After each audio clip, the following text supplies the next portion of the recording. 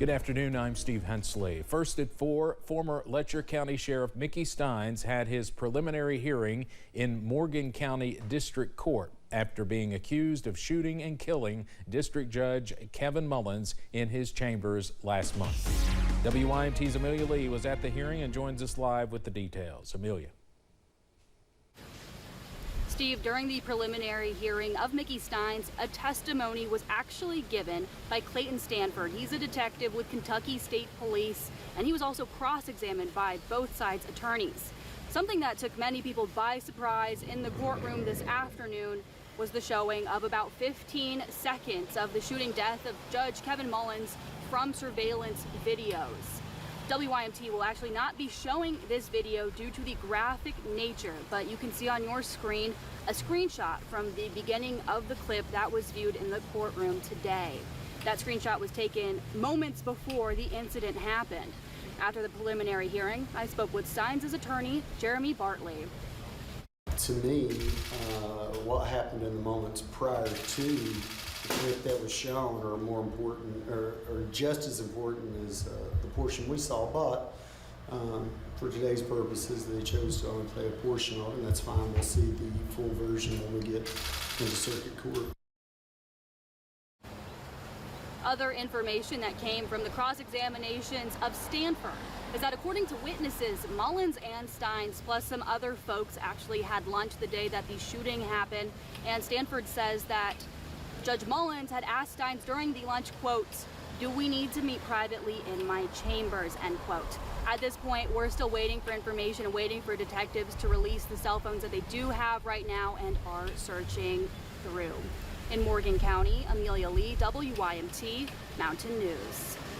All right, Amelia, thank you very much. Other information that came from the cross-examination of Stanford is that, according to witnesses, Mullins and Steins, like Amelia said, had lunch together the day of the shooting. Now, the former sheriff was arraigned via Zoom in Carter County District Court back in September, just last week, I believe, and he pleaded not guilty.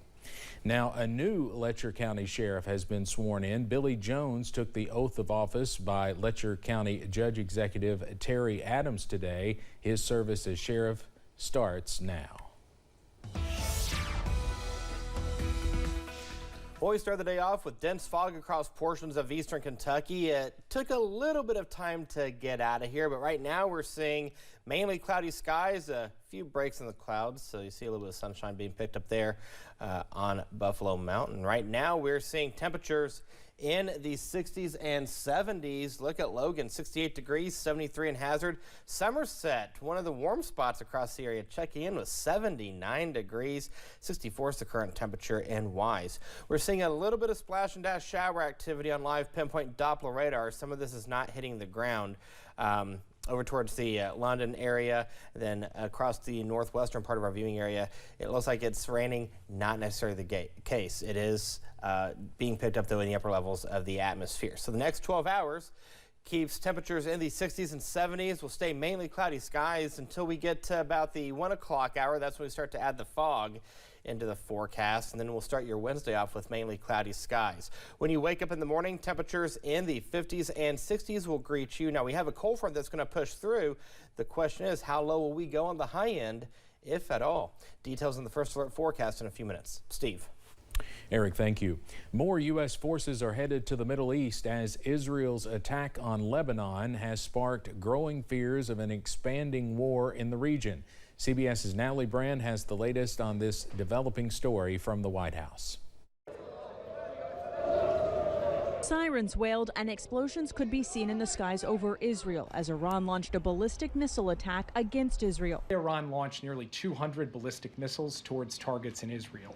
At this time, and I stress at this time, we do not know of any deaths in Israel. Iran's UN mission says it launched the attack because of Israel's attacks on Hezbollah and in retaliation for Israel's ground offensive in Lebanon. A U.S. defense official confirms American forces are helping to intercept some of the Iranian missiles. This comes as the Pentagon has moved additional military support to the Middle East to help Israel defend against further attacks. The U.S. is sending 3 additional aircraft squadrons to the region. An F-15, F-16, and A-10 squadron will be arriving soon. This is on top of the 2,000 to 3,000 more U.S. service members the Pentagon ordered to the region Monday to join the more than 40,000 already there. An Iranian diplomatic source told CBS News that hardliners within Iran were demanding the strike against Israel. The White House had previously warned that an attack will carry severe consequences for Iran. This is a significant escalation by Iran.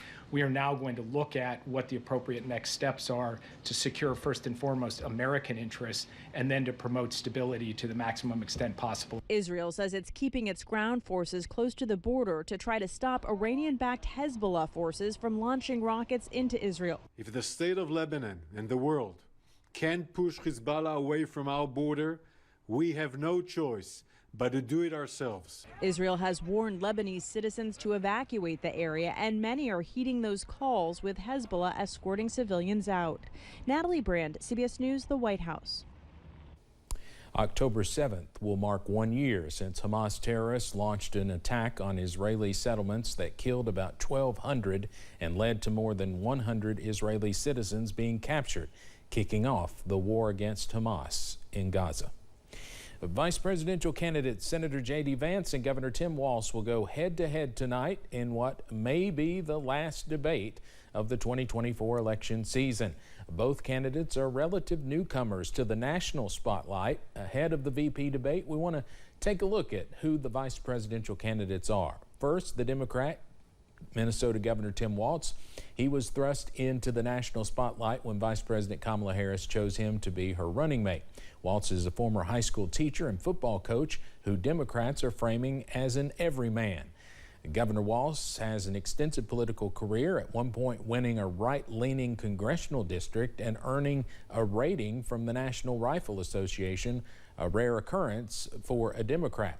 On the other side of the aisle, Republican Ohio Senator J.D. Vance joined the race when Donald Trump named him as his running mate. Vance has family connections to Breathitt County. After high school, he enlisted in the Marines and did a 6-month tour in Iraq. He then went on to Ohio State and Yale Law School and took a job in venture capital. Vance gained national attention after the release of his personal memoir, Hillbilly Elegy. You can watch the CBS News vice presidential debate right here on WYMT. The debate begins at 9 p.m. It will run for approximately 90 minutes. Coverage will begin here on WYMT and CBS at 8 p.m. A replay of the full debate will be available on CBSNews.com, and we'll, of course, have highlights tonight at 11.